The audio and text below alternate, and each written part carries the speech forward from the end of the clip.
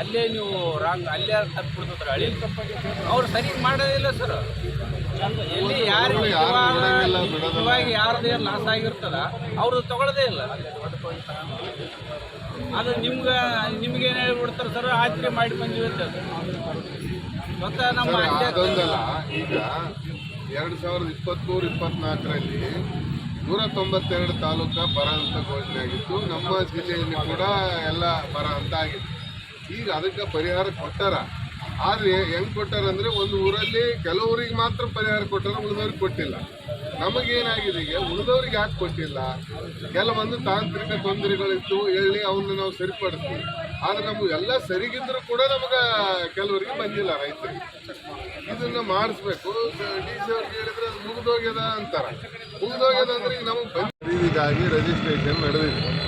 ಒಬ್ಬ ರೈತನಿಂದ 1 ಎಕರೆಗೆ ಕೇವಲ 10 ಕ್ವಿಂಟಲ್ ಖರೀದಿ ಮಾಡ್ತಾರೆ. ಹೋದ ವರ್ಷ 20 ಕ್ವಿಂಟಲ್ ಖರೀದಿ ಮಾಡಿದ್ದಾರೆ ಅದೇ ಖರೀದಿ ಕೇಂದ್ರದಲ್ಲಿ. ಇವತ್ತು 10 ಕ್ವಿಂಟಲ್ ಅಂತಂದರೆ ಒಬ್ಬ ರೈತ 1 ಎಕರೆಗೆ 20ರಿಂದ 30 ಕ್ವಿಂಟಲ್ ಹೈಬ್ರಿಡ್ ಜೋಳ ಬೆಳಿತಾನೆ. ಅವನು 20 ಕ್ವಿಂಟಲ್ ಒಯ್ದು ಮತ್ತೆ ಅಗ್ಗದ ದರಗೆ ಮಾರಬೇಕಲ್ಲ. ಅದಕ್ಕೆ ನಾವು ಇವತ್ತು 25 ಕ್ವಿಂಟಲ್ ಖರೀದಿ ಮಾಡಬೇಕು ಒಬ್ಬ ರೈತನ 1 ಎಕರೆಗೆ ಅನ್ನೋದು ಭಾಳ ಮುಖ್ಯವಾದಂಥ ಡಿಮ್ಯಾಂಡು. ಇನ್ನೊಂದು ಏನಂದರೆ, ತುಂಗಭದ್ರಾ ಎಡದಂಡೆ ನಾಲೆ ಇವತ್ತು ನೀರೇ ಬರ್ತಾ ಇಲ್ಲ. ಎಲ್ಲ ಬಿಟ್ಟಂಥ ನೀರು ಮೇಲ್ಭಾಗದಲ್ಲಿ ಗಂಗಾವತಿ, ಕಾರಟಗಿ, ಸಿಂಧನೂರಲ್ಲೇ ಹೋಗ್ತಾ ಹೊರತು ಮಾನ್ವಿ, ಸಿರವಾರ, ರಾಯಚೂರು ತಾಲೂಕಿಗೆ ಒಂದು ಹನಿ ನೀರು ಬರ್ತಾ ಇಲ್ಲ. ಇದ್ರ ಬಗ್ಗೆ ಯಾರು ಇವತ್ತು ಗಮನ ಹರಿಸ್ತಾ ಇಲ್ಲ. ಜೊತೆಗೆ ಫಸಲ್ ಬಿಮಾ ಯೋಜನೆ ಮತ್ತು 2023-24ರಲ್ಲಿ ಏನು ದೊಡ್ಡ ಮೋಸ ಆಗಿದೆ ಈ ಜಿಲ್ಲೆಯ ರೈತರಿಗೆ ಅಂದರೆ, 192 ತಾಲೂಕು ಬರಗಾಲ ಅಂತ ಘೋಷಣೆ ಆಗಿದ್ರೂ ಕೂಡ ಇವತ್ತು ಕೇಂದ್ರ ಸರ್ಕಾರದಿಂದ ಬರ ಪರಿಹಾರ ಬಂದಿದೆ. ಆದರೆ ಬರ ಪರಿಹಾರವನ್ನು ರಾಜ್ಯ ಸರ್ಕಾರ ಸಮಗ್ರವಾಗಿ ಎಲ್ಲರಿಗೂ ಹಂಚಿಲ್ಲ. ಇವತ್ತು ಎಲ್ಲ ರೈತರಿಗೆ ಬರಬೇಕಾದ ಪರಿಹಾರ. ಯಾಕಂತಂದರೆ ಬರಗಾಲ ಅಂತಂದರೆ ಎಲ್ಲ ಬೆಳೆಗಳು ನಷ್ಟ ಆಗಿ ಹೋಗಿವೆ. ಒಂದು ಊರಲ್ಲಿ ಕೇವಲ ಒಂದು 30-40% ಜನ ರೈತರಿಗೆ ದುಡ್ಡು ಹಾಕಿದ್ದಾರೆ ಹೊರತು ಉಳಿದ ರೈತರಿಗೆ ದುಡ್ಡು ಹಾಕಿಲ್ಲ. ಅದು ಎಲ್ಲಿಗೋಯ್ತು? ಉಳಿದ ರೈತರಿಗೆ ಬರ್ತಕ್ಕಂಥ ದುಡ್ಡು ಎಲ್ಲಿ ಹೋಯ್ತು? ಅದು ತನಿಖೆ ಆಗಬೇಕು. ಅದಕ್ಕೆ ನಾವು ಇವತ್ತು ಒತ್ತಾಯ ಮಾಡಿ ಕೊಟ್ಟಿದ್ದೀವಿ. ಒಂದು ವೇಳೆ ಇವರು ಜಿಲ್ಲಾಡಳಿತ ಕ್ರಮ ಕೈಗೊಳ್ಳದೆ ಹೋದರೆ ಈ ಜಿಲ್ಲಾ ಉಸ್ತುವಾರಿ ಮಂತ್ರಿಗಳಿಗೆ ಘೇರಾವ್ ಹಾಕಿ ಆ ಬರ ಪರಿಹಾರದ ಒಂದು ವಿತರಣೆ ಬಗ್ಗೆ ಸಮಗ್ರವಾದ ತನಿಖೆ ಆಗ್ಬೇಕಂತ ನಾವು ಒತ್ತಾಯ ಮಾಡ್ತೀವಿ. ಅದು ಆಗಲೇಬೇಕು. ಇಲ್ಲ ಅಂತಂದರೆ ಪ್ರತಿ ವರ್ಷ ಹಿಂಗೆ ಮಾಡ್ಕೊಂತ ಬಂದರೆ ಇವರು ಬರ ಪರಿಹಾರ ಬರೋದು, ಅತಿವೃಷ್ಟಿ ಪರಿಹಾರ ಬರೋದು, ಕೆಲವ್ರಿಗೆ ಕೊಡೋದು, ಕೆಲವ್ರಿಗೆ ಕೊಡಲಾರ್ದಂಗೆ ಇಟ್ಕೊಳ್ಳೋದು. ಆ ದುಡ್ಡು ಎಲ್ಲಿ ಹೋಗ್ತದೆ? ಅದು ನಾವು ಭಾಳ ಮುಖ್ಯವಾದಂಥದ್ದು. ಇವತ್ತು ವಿದ್ಯುತ್ ಕೂಡ 7 ತಾಸು ನಿಗದಿ ಆದರೂ ಕೂಡ 7 ತಾಸು ಪೂರೈಕೆ ಆಗ್ತಾ ಇಲ್ಲ. ಅದು ಏನಂತಂದರೆ 5 ತಾಸು 4 ತಾಸು ಕೊಡ್ತಾ ಇದ್ದಾರೆ. ಅದನ್ನು ಸಮಗ್ರವಾಗಿ ಸರ್ಕಾರ ಏನು ಘೋಷಣೆ ಮಾಡಿದೆ 7 ತಾಸು ಕೊಡ್ತೀವಂತ ಅದನ್ನು ಕೊಡಬೇಕಂತ ಹೇಳಿ ಒತ್ತಾಯ ಮಾಡಿ ಇವತ್ತು ಜಿಲ್ಲಾಡಳಿತಕ್ಕೆ ಒಂದು ಒತ್ತಾಯ ಪತ್ರವನ್ನು ನಾವು ಕೊಟ್ಟಿದ್ದೀವಿ. ಒಂದು ವೇಳೆ ಅವರು ಸ್ಪಂದಿಸದೆ ಹೋದರೆ ಜಿಲ್ಲಾ ಉಸ್ತುವಾರಿ ಮಂತ್ರಿಗೆ ಘೇರಾವ್ ಹಾಕೋದು ಗ್ಯಾರಂಟಿ. ಇವತ್ತು ಯಾವುದೇ ಸಭೆ ಕರೆದು ಮಾತಾಡೋಕ್ಕೆ ತಯಾರಿಲ್ಲ ರೈತನ್ನ. ಇಷ್ಟು ಸಮಸ್ಯೆಗಳಿದ್ರೂ ಜಿಲ್ಲಾ ಉಸ್ತುವಾರಿ ಸಚಿವರು ಏನಂದರೆ ಕೇವಲ ಧ್ವಜಾರೋಹಣಕ್ಕೆ ಮಾತ್ರ ಸೀಮಿತ ಆಗಿದ್ದಾರೆ. ಜಿಲ್ಲೆಯ ಸಮಸ್ಯೆಗಳಿಗೆ ಅವರು ಪರಿಹಾರ ಸೂಚಿಸಲಿಕ್ಕೆ ಅವರು ಸಮರ್ಥರಿಲ್ಲ ಅನ್ನೋದು ಇವತ್ತು ಸಾಬೀತಾಗೋಗಿದೆ. ಅದಕ್ಕಾಗಿ ಈ ಹೋರಾಟವನ್ನು ಹಮ್ಮಿಕೊಂಡಿದ್ದೇವೆ.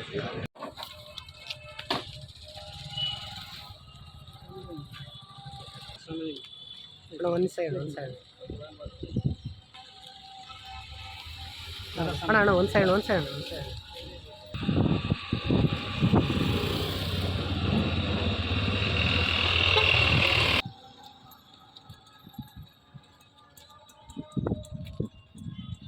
ಬೈಟ್ಲಿನಿಗೆ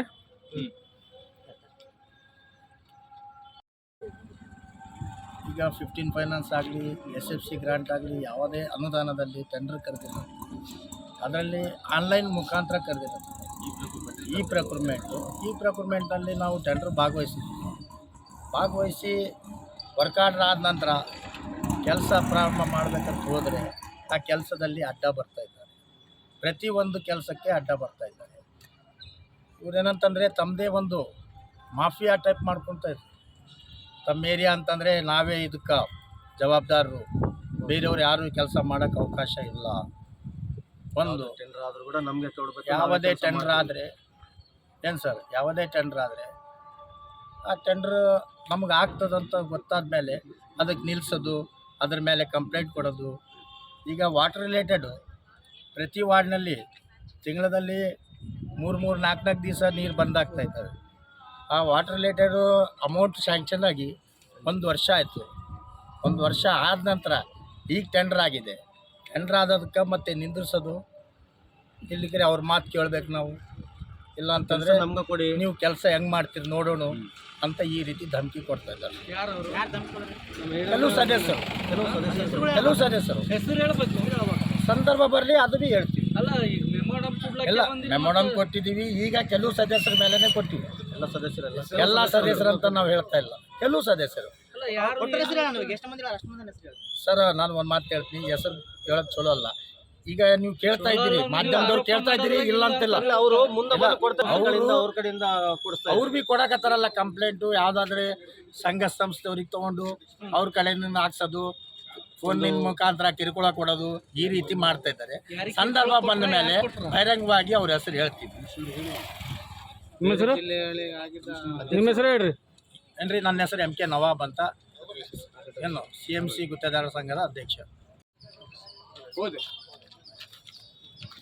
ಮಾನ್ಯ ಜಿಲ್ಲಾಧಿಕಾರಿಗಳು ರಾಯಚೂರು ನಗರದ ಗತವಾದ ರಸ್ತೆಯಲ್ಲಿ ಯಲ್ಲಮ್ಮ ದೇವಸ್ಥಾನಕ್ಕೆ ಹೋಗುವ ದಾರಿಯಲ್ಲಿ ಪಕ್ಕದಲ್ಲಿ ಇರುವ ಸರ್ವೆ ನಂಬರ್ 593/P1 ಇರುವ ವಿಸ್ತೀರ್ಣ 144 ಎಕರೆ 33 ಗುಂಟೆ ಗುಡ್ಡ ಪ್ರದೇಶ ಇದ್ದು, ಕೆಲ ಭೂಗಳ್ಳರು ಗುಡ್ಡವನ್ನು ನೆಲಸಮ ಮಾಡಿ 2 ಎಕರೆ 3 ಗುಂಟೆ ಕಬ್ಜಾ ಮಾಡುತ್ತಿರುವ ಭೂಗಳ್ಳರ ವಿರುದ್ಧ ಸೂಕ್ತ ಕಾನೂನು ಕ್ರಮ ಕೈಗೊಳ್ಳುವ ಕುರಿತು ಮೇಲ್ಕಾಣ ವಿಷಯಕ್ಕೆ ಸಂಬಂಧಿಸಿದಂತೆ ಡಾಕ್ಟರ್ BR ಅಂಬೇಡ್ಕರ್ ಸೈನ್ಯ ಸಮಿತಿ ದಲಿತ ಸಂಘಟನೆ ಒಕ್ಕೂಟ ರಾಯಚೂರು ಜಿಲ್ಲಾ ಸಮಿತಿ ವತಿಯಿಂದ ತಮ್ಮಲ್ಲಿ ವಿನಂತಿಸಿಕೊಳ್ಳುವುದೇನೆಂದರೆ, ರಾಯಚೂರು ನಗರದ ವ್ಯಾಪ್ತಿಯಲ್ಲಿ ಗತವಾಲ್ ರಸ್ತೆ ಯಲ್ಲಮ್ಮ ದೇವಸ್ಥಾನಕ್ಕೆ ಹೋಗುವ ದಾರಿಯ ಪಕ್ಕ ಇರುವ ಸರ್ವೆ ನಂಬರು 593/P1 ಇದ್ದು, ಇದರ ವಿಸ್ತೀರ್ಣ 144 ಎಕರೆ 33 ಗುಂಟೆ ಸರ್ಕಾರಿ ಪೋರಂಪೋಕು ಹಾಗೂ ಗುಡ್ಡ ಪ್ರದೇಶವು ಈ ಸರ್ವೆ ನಂಬರ್ನಲ್ಲಿ ವ್ಯಾಪ್ತಿಯಲ್ಲಿ ಬರುತ್ತದೆ.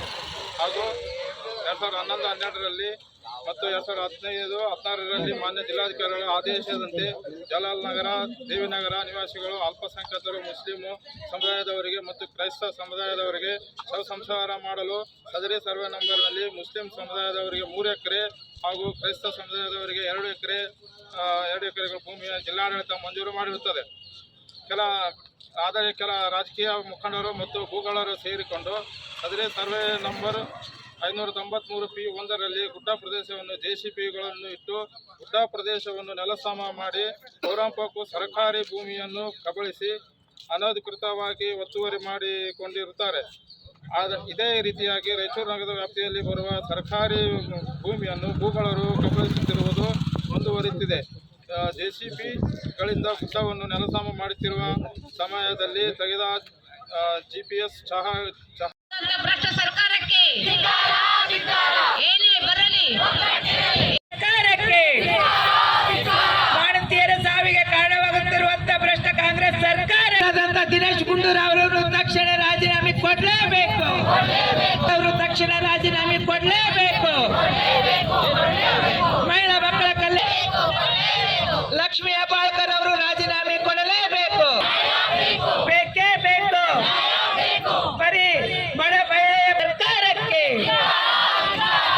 ಭಾರತೀಯರ ಶವಾಧಾರವಾಗುತ್ತಂತ ಸರ್ಕಾರಕ್ಕೆ, ಭಾರತೀಯರ ಸಾವಿಗೆ ಕಾರಣವಾಗುತ್ತಿರುವಂತ ಭ್ರಷ್ಟಕ್ಕಾಗಿ ಹೋರಾಟ, ಏತಕ್ಕಾಗಿ ಹೋರಾಟ, ಬೇಕೇ ಬೇಕು, ಬೇಕೇ ಬೇಕು. ಕಾಂಗ್ರೆಸ್ ಸರ್ಕಾರಕ್ಕೆ, ಕಾಂಗ್ರೆಸ್ ಸರ್ಕಾರಕ್ಕೆ ಸಾವಿಗೆ ಕಾರಣ.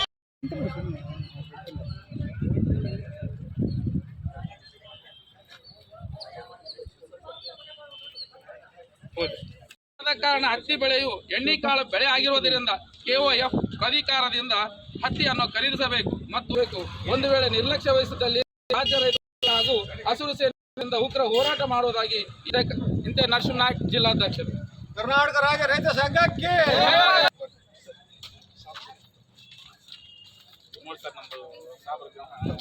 ಸಮಾನಾಂತರ ಜಲಕ್ಕೆ ಆಗ್ರಹಿಸಿ ಈ ಮೇಲ್ಕಾಣಿಸಿದ ವಿಷಯಕ್ಕೆ ಸಂಬಂಧಿಸಿದಂತೆ ಕರ್ನಾಟಕ ರಾಜ್ಯ ರೈತ ಸಂಘ ಹಾಗೂ ಹಸಿರು ಸೇನೆ ರಾಯಚೂರು ಶ್ರೀ ನರಸಿಂಹನಾಯ್ಕ ಜಿಲ್ಲಾಧ್ಯಕ್ಷರು ಹಾಗೂ ಜಿಲ್ಲಾ ಘಟಕ ರಾಯಚೂರು ವತಿಯಿಂದ ತಮ್ಮಲ್ಲಿ ವಿನಂತಿಸಿಕೊಳ್ಳುವುದೇನೆಂದರೆ, ರಾಯಚೂರು ಜಿಲ್ಲೆಯಲ್ಲಿ ರೈತರು ಅತಿ ಹೆಚ್ಚು ತೊಗರಿ ಬೆಳೆ ಬೆಳೆದಿದ್ದು ಅದಕ್ಕೆ ತಕ್ಕ ಬೆಲೆ ಸಿಗದ ರೈತರು ತೀವ್ರ ಕಂಗಾಲಾಗಿದ್ದಾರೆ. ರಾಜ್ಯ ಸರ್ಕಾರ ರೈತರ ನೆರವಿಗೆ ಧಾವಿಸಬೇಕು. ಈಗಾಗಲೇ ತೊಗರಿ ಬೆಳೆಗೆ ನೇಟಿ ರೋಗ ಬಿದ್ದು ಇಳುವರಿ ತುಂಬಾ ಕಡಿಮೆ ಬರುವ ಪಕ್ಷ ಇದೆ. ಇನ್ನು ತೊಗರಿ ಬೆಳೆಗಳು ಹೊಲ ಆಗದೆ ಒಣಗಿ ನಿಂತಿವೆ. ಹಾಗೂ ರಾಯಚೂರಿನಲ್ಲಿ ಜಾಸ್ತಿ ಮಳೆಯಾಗಿ ತೊಗರಿ ಗಿಡಗಳು ಜಾಸ್ತಿ ಎತ್ತರ ಬೆಳೆದು ಇಳುವರಿ ತುಂಬಾ ಕಡಿಮೆ ಆಗಿದೆ. ರೈತರು ಆರ್ಥಿಕ ಸಂಕಷ್ಟಕ್ಕೆ ಸಿಲುಕಿದ್ದು ರಾಸಾಯನಿಕ ಗೊಬ್ಬರ, ಕ್ರಿಮಿನಾಶಕ, ತೈಲ ಬೆಲೆ, ಕೂಲಿ ದರವು ದಿನೇ ದಿನೇ ಹೆಚ್ಚಾಗುತ್ತಿದ್ದು ಇದರಿಂದ ರೈತರು ತುಂಬಾ ಸಂಕಷ್ಟದಲ್ಲಿದ್ದಾರೆ. ಆದರೆ ರೈತರು ಬೆಳೆದ ಬೆಳೆಗೆ ಮಾತ್ರ ಸರಿಯಾದ ಬೆಲೆ ಸಿಗುತ್ತಿಲ್ಲ. ಇದಕ್ಕೆ ಕೇಂದ್ರ ಹಾಗೂ ರಾಜ್ಯ ಸರ್ಕಾರ ಮಧ್ಯ ಪ್ರವೇಶಿಸಿ ರೈತರಿಗೆ ಬೆಂಬಲ ಬೆಲೆಯಡಿ ಪ್ರತಿ ಕ್ವಿಂಟಾಲಿಗೆ ಕನಿಷ್ಠ ರೂಪಾಯಿ 12,000 ನಿಗದಿಪಡಿಸಬೇಕೆಂದು ರಾಯಚೂರು ಜಿಲ್ಲೆಯಲ್ಲಿ ನಿಗದಿಸಿಕೊಡಬೇಕೆಂದು ನಾವು ರೈತ ಸಂಘದಿಂದ ಒತ್ತಾಯಿಸುತ್ತೇವೆ. ಅದೇ ರೀತಿಯಾಗಿ ರಾಯಚೂರು ಜಿಲ್ಲೆಯ 2 ನದಿಗಳು ಹರಿಯುತ್ತಿದ್ದರೂ ಕುಡಿಯಲು ನೀರಿಲ್ಲದೆ ಕಾಲುವೆಗಳು ಹಾಳಾಗಿ ರೈತರು ಬಹಳ ಸಂಕಷ್ಟದಲ್ಲಿದ್ದಾರೆ. ಶಾಶ್ವತ ನೀರಾವರಿಗಾಗಿ